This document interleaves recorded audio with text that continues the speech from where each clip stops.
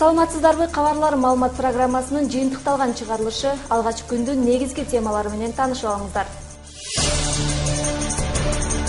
Бүгүн Ошто Кыргыз Республикасынын 2015-2017 жылдардагы социалдык өнүгүүсүнүн программасы талкууланды. Аягына чейин көптөгөн кемчиликтери бар. Эки кыргыз жаранын казак чек-арачылары кармап турат. Баткен районунун аймагындагы Көкташ Аксай Тамдык жолунун курулушу жанданды. Köprünün iki jagındагы жолдун курулушу башталды. Бүгүн Ошто Кыргыз Республикасынын 2015-2017 жылдардагы социалдык өнүгүүсүнүн программасы талкууланды. Иштелип чыккан программада кемчиликтер көп экендиги ачыкталды. Бул тууралуу тегерек столго катышкан жогорку кеңештин айрым депутаттары айтышты. Долбоордун эмнесинде кемчиликтер бар, дагы эмнелерди кошумчалаш керек эле? Кененирээк кабарчыбыздын материалында сөз болот. Тегерек столго Ош, Жалал Абад жана Баткен облустарынан социалдык өнүгүү тармагындагы кызматкерлер, жарандык коомдун өкүлдөрү, эксперттер, ошондой эле жогорку кеңештин депутаттары катышты. Алгач 2015-2017 жылга чейин иштелип чыккан программа тууралуу баяндама жасалды. Ар бир жылга улгайган жаранды пенсиянын базалык бөлүгүнөн төмөн болгон социалдык төлөмдөрдү татыктуу деңгээли жана сапаттуу социалдык кызматтарга жетүүсүн камсыздоо болуп эсептелинет. Бул программаны ведомстволор аралык жумушчу топ иштеп чыккан. Ал негизинен социалдык колдоого муктаж үй-бүлө, балдар жана мүмкүнчүлүгү чектелген жарандардын, жашы улгайгандардын маселесин чечүүдө системалуу жана даректүү аракеттер менен иштөөгө багытталган. Мисалы эски стратегия боюнча биз мынакей жүрөк пулдун өлчөмүн экисеге мисалы өткөнбүз. Эгерде 2011 жылы кепилденген эң төмөнкү киришенин өлчөмү 370 сом болсо, былтыркы 1 ноябрдан баштап 640 сомго чейин биз жеткизгенбиз. Быйыл болсо, 1 ноябрдан баштап кепилденген эң төмөнкү киришенин өлчөмүн биз дагы 705 сомго чейин чыгарабыз. Программада көрсөтүлгөн ишмерчемдерди жүзөгө ашыруу үчүн ар жылы 9 миллиард сом керектелет. Долбоор боюнча маалымат берилгенден кийин программа сынга кабылды. Депутат Ыргал Кадыралиева программа толук кандуу иштелип чыккан эмес дейт. Анын айтымында каражат конкреттүү көрсөтүлбөй калган. Аягына чейин көптөгөн кемчиликтери бар. Финансылоо жагы социалдык коргоо чараларынын негизинде жүргүзүлүп жатса, ал эми программанын өзүнүн максаты жана түзүлүшү категориялык түрдө түзүлүп калган. 15 жана 17 жылдын программасы кеч келип жатат. Регионалдык талкууларда атайын ошол пособияны алуучулар жеке министрликтин кызматынан пайдалануучулардын катышуусу төмөн, бүгүн дээрлик катышуусу жок десем жаңылышпайм.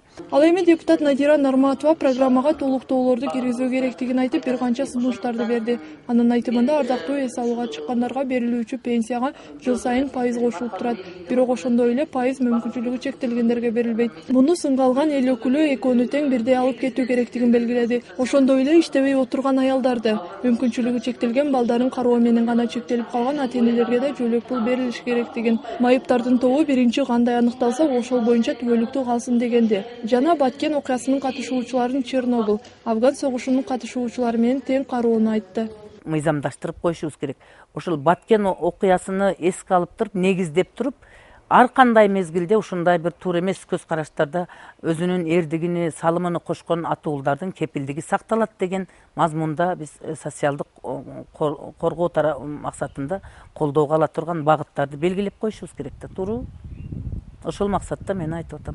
Себеби Баткенде катышуучулардын наразычылыгы бүгүнкү күндө мамлекетке барды. Мындан сырткары Ыргал Кадыралиева программа 2017 жылга чейин иштелип чыкканы менен бажы биримдигине кирүүгө даярдык эске алынбаган дейт. Анын айтымында декреттик төлөмдөрдүн өлчөмүн көбөйтүү керек. Ошондой эле фостердик үй-бүлөлөр боюнча маселени көтөрдү. Фостердик семьяга бере турган болсок 18 000 сом. Эмне үчүн биз 18 000 сомду фостердик семья дебей эле ата-эненин өзүнө берип, бир алдын алуу иш-чараларын жүргүзбөйбүз. Биз жараны дарылабай туруп эле кесип салуу жагын карап атабыз да, бир адамдын органын дарылабай туруп эле кесип салып ыргытып жиберсек деп атабыз да. Андан көрө биз ошол 499 сомду көтөрүү менен пособияны көтөрүп, минималдык керектөөгө чыгарбай эле, бирок бир белгилүү өлчөмгө, баланы бир ай камсыздай ала турган өлчөмгө алып чыга турган болсок, анда ошол баланы детдомго таштоо, мамлекеттен чыгым кетирүү жана фостердик семья деп убара болбойт элек. Программа республиканын калкын 2012-2014 жылдарда социалдык коргоону өнүктүрүү стратегиясын улантып, жана аягына чыгаруу зарылдыгы менен шартталган. Жарандык коом өкүлү Акылбек Ташбулатов буга чейинки стратегиялык программага кирип, бирок аткарылбай калган иш-аракеттер мында каралбаган дейт. Ошондой эле долбоор жалпылап жазылып калган, конкреттүү көрсөтүлбөгөн дейт. Ар бир мамлекеттик органдарда, ушундай социалдык, маданияттык имараттарда сөзсүз ушундай пандус болуш керек, мындай мүмкүнчүлүгү чектелген адамдарга мүмкүнчүлүк түзүлүш керек деген киргизебиз деген эчтеке киргизилген жок, эч кандай иш-аракет жасалган жок. Эмне үчүн ушул программага жаза берет, азыр элге алып чыгат, мына биз программа алып иштеп чыктык деп. 2 жылдан кийин кайра эле ошол программаны аткарылбай же ошол эстен чыгарып башка программа иштеп чыгып, биздин төлөгөн салыктарыбыз ошол ойдон жок болуп, ошол ойдон калып калат мындай программалар. Программаны талкуулоо ушуну менен аймактарда экинчи жолу өткөрүлүшү. Буга чейин Чүй облусунда да каралган эле. Жакынкы күндөрү Ысык көл, Нарын, Талас облустарында болмокчу. Ошонун негизинде толуктоолор киргизилип, программа иштелип чыкмакчы. Эске сала кетсек, бүгүнкү күндө республика боюнча 115 000 үй бүлө, 336 000 бала жөлөк бул алышат. Назгүл Ахунова, Замбузбеков, Ынтымак. Эки кыргыз жаранын казак чек арачылары кармап турат. 12 августта Казакстандын чек арасына мыйзамсыз өтүп, чек арачыларга куралдуу каршылык көрсөттү делген эки кыргыз жараны Алматы облусундагы Кара Сай чек ара бекетинде кармалып турат. Бул тууралуу Кыргызстандын чек ара кызматынан билдиришти. Маалыматка ылайык, учурда кыргыз-казак чек арасындагы атышуу боюнча эки тараптан тең иликтөө иштери жүргүзүлүп жатат. Казакстандын чек ара кызматынын маалыматына таянсак, 12 августта дары чөп терип жүргөн 3 кыргыз малчысы коңшу өлкөгө мыйзамсыз өтүп, чек арачылардын эскертүүсүнө карабай куралдуу каршылык көрсөтүшкөн. Атышуудан жабыр тарткандар жок. Окуя Ысык көлдүн Григорий Капчыгайы тарапта болгон. Бүгүн Кыргыз Республикасынын биринчи вице-премьери Эльвира Сариева мектептеги сабактар алдында өтүлүүчү көнүгүүлөр жыйындысынын бет ачарына катышты. Мектеп окуучуларынын жаш курагына жараша 3 топ үчүн көнүгүүлөр жыйындысы Кыргыз Республикасынын Дене тарбия жана спорт мамлекеттик агенттиги тарабынан сергек жашоо образын алга жылдыруу алкагында иштелип чыккан. Ден соолук чыңдоочу көнүгүүлөр мектептерге киргизилиши болжолдонууда. Эльвира Сариева белгилегендей, республикада дени сак, билимдүү, маданияттуу өлкө программасы өз ишин баштоду. Анда сергек жашоо образы боюнча долбоорлор камтылган. Аталган программа бөлүгү катары мектептерге ден чыңдоочу көнүгүүлөр киргизилмекчи. Иликтөөлөрдө айтылгандай, мектепте окуй баштагандан тарта балдардын кыймылдуулугу чектелип, алардын 67%-нын омурткасына залал тиет. Жаштар арасында жүрөк, кан тамыр оорулары менен ооругандардын саны кескин жогорулоду. Ал эми өлкөдө дене тарбиясынын жайылтылышы болгону 7%-га жетет. Бул улут генофондунун коопсуздугуна коркунуч туудурган төмөнкү чектен бир топ төмөн. Мен бул демилгени ата-энелер туура кабыл алып, колдого аларына ишенем. Көнүгүүлөрдү жасоо өсүп келе жаткан муундун ден соолугуна оңдуу таасирин тийгизип, келечектүү жаштардын чоң спортко багыт алуусуна шарт түзөт, деп белгиледи вице-премьер-министр Эльвира Сариева.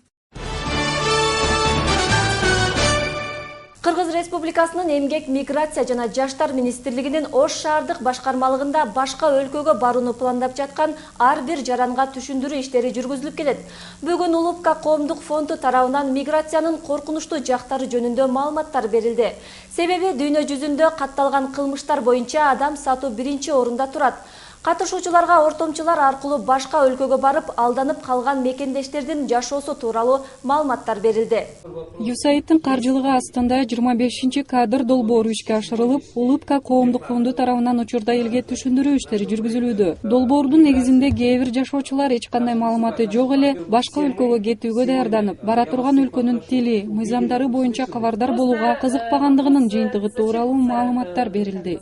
Калкка элге негизи маалыматты берип атабыз. Тышкары маалыматты берип, түрдүү мына жерде көрсөңөр керек, раздаточный материалдарды кыргыз тилинде, орус тилинде берип атабыз. Анда тышкары коомдук бирикме ошо көп жылдан бери мисалы аэропортторго барып, автовокзалдарга барып, ошол жерде кетип аткан мигранттарга ошол баягы миграция боюнча маалыматтарды берип, ошол адам сатууга дуушар болбош үчүн эмне кылыш керек экенин бар жогун маалыматты бергенге аракет кылабыз да.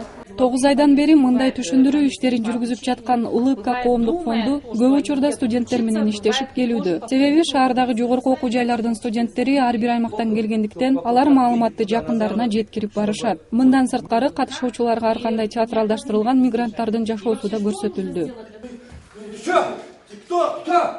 Азыр эле кыргызча сүйлөп аттың. Кыргызмысың да, кыргызсың го.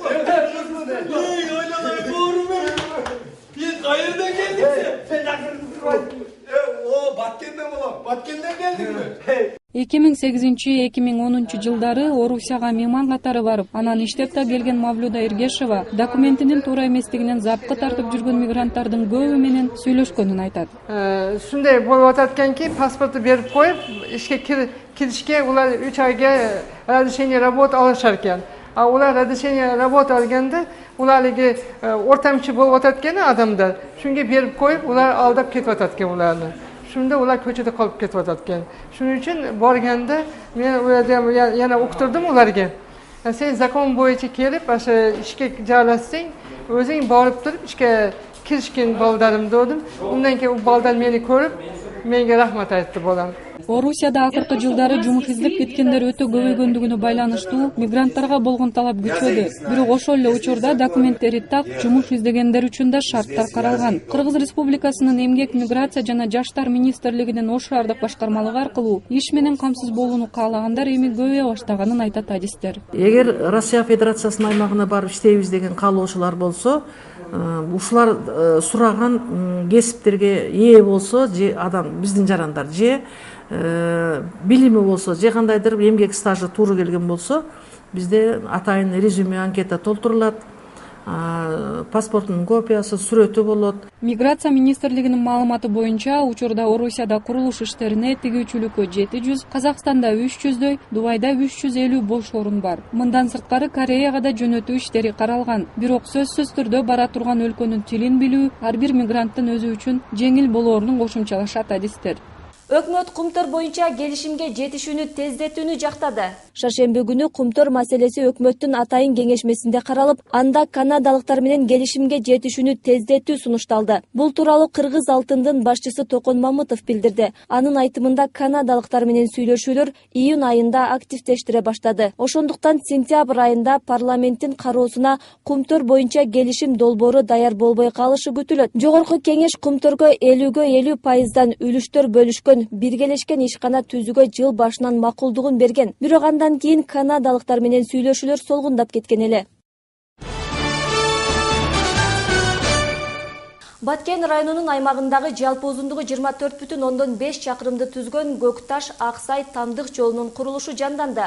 Алгачкы жумуш көпүрөнүн ордун даярдоо жана пайдубалын түптөөдөн башталды. Курулуш иштерин чек ара маселелери боюнча өкмөттүн өкүлү Курбанбай Искендеров, Унаа жана байланыш министринин орун басары, жергиликтүү бийлик өкүлдөрү көзөмөлдөдү. Ал эми чек ара жана милиция кызматкерлери күчөтүлгөн тартипте иштеп, коопсуздукту камсыздоодо. Кененирээк аймактык кабарчыбыз Медер Ниязалиевдин сюжетинде.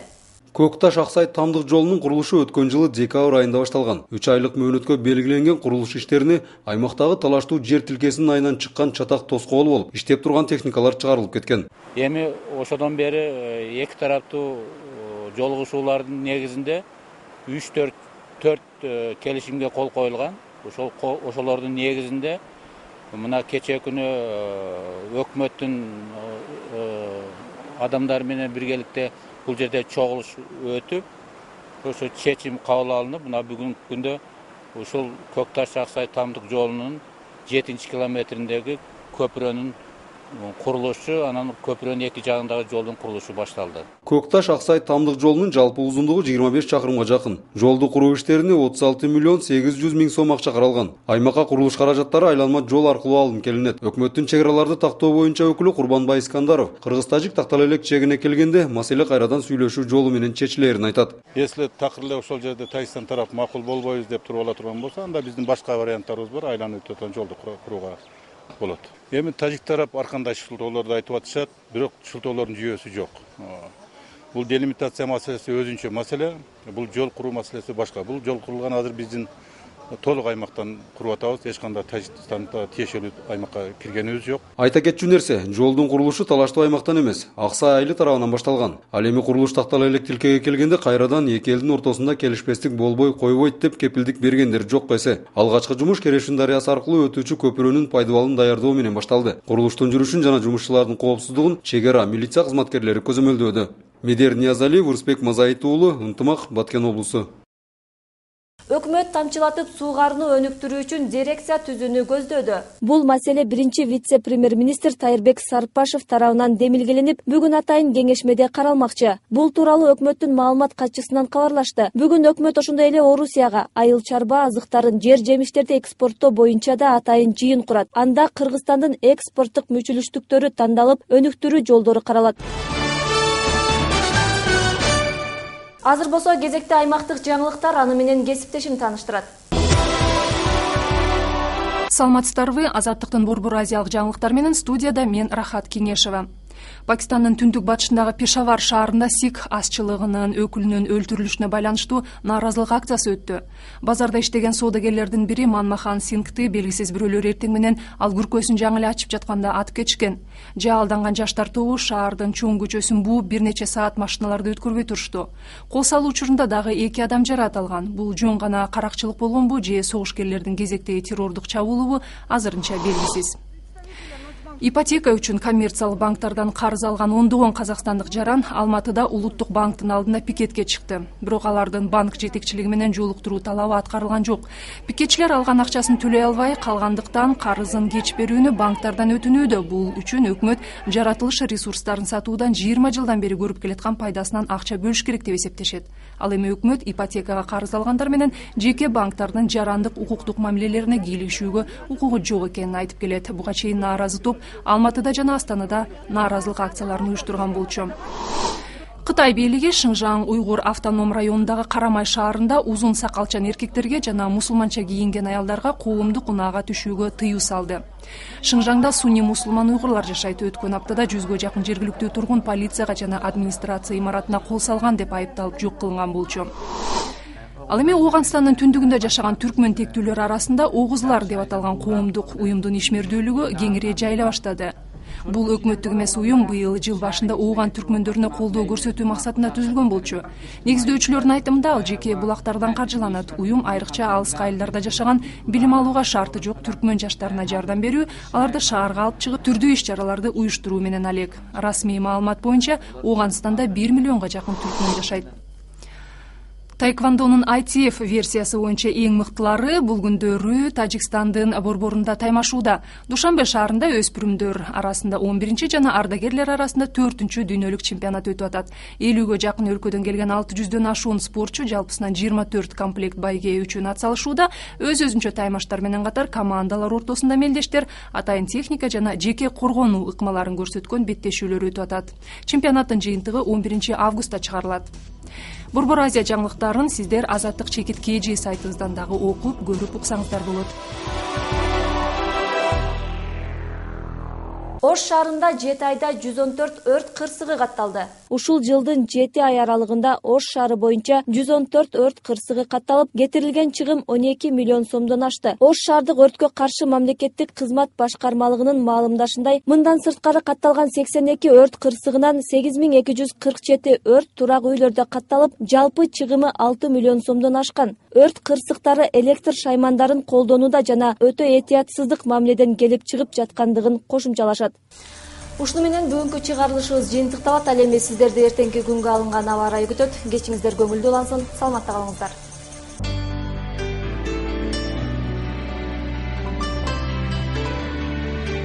Кыргыз гидрометтин билдирүүсү боюнча 15 августта абанын температурасы түнкүсүн Баткен облусунда 15-20 градус, күндүз 23-28 градус жылуу болот.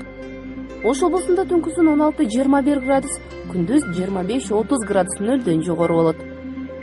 Жалал Абад облусунда түнкүсүн 16-21 градус, күндүз 25-30 градус жылуу болушу күтүлүүдө. Нарын облусунда түнкүсүн 6-11 градус, күндүз 20-25 градус нөлдөн жогору болот. Талас облусунда түнкүсүн 11-16, ал эми күндүз 20-25 градус жылуу болушу күтүлүүдө. Ысык көл облусунда түнкүсүн 12-17 градус, күндүз 20-25 градус жылуу болот. Чүй облусунда түнкүсүн 16-21 градус, күндүз 24-29 градус нөлдөн жогору болот. Борбор калабыз Бишкекте 15 августта жаан чачын күтүлөт. Абанын температурасы түнкүсүн 18-22 градус, күндүз 27-29 градус жылуу болот. Ош шаарында жаан чачын күтүлөт. Абанын температурасы түнкүсүн 19-21 градус, күндүз 28-30 градус жылуу болот.